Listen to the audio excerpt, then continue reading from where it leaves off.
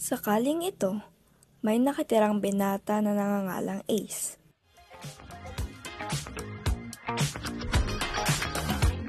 Isang araw, binisita si Ace ng kanyang mga barkada. Mga barkada niyang si Lester at si Arnel. Ace!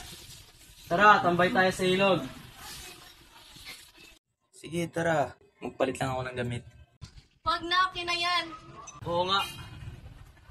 Si Steph naman ang kasamang barkadang nakatambay sa kanilang bahay. Steph, puntahan ko lang si Errol. Sige, samahan na kita. Sige, basta hanggang ilog lang kayo. Sige. Sa kabilang banda, sina Ace ay nasa ilog na't nakatambay. Par, gandang chicks. Ito naman si Yarel, ang barkada rin ni Steph.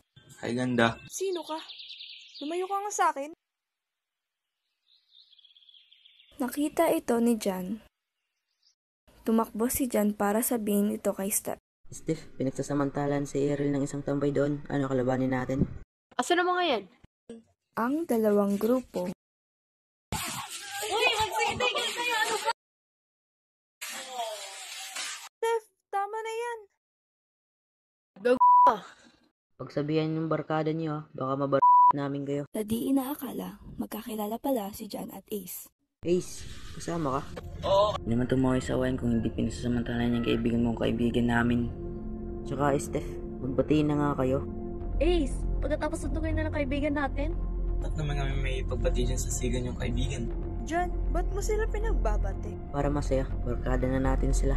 Natapos ang gulo sa tabing ilog dahil sa magpinsan pala si Ace at si Jan. Kinabukasan, binisita nila Jan si Ace. Ace! Ano? Ayaw ko ng gulo ha.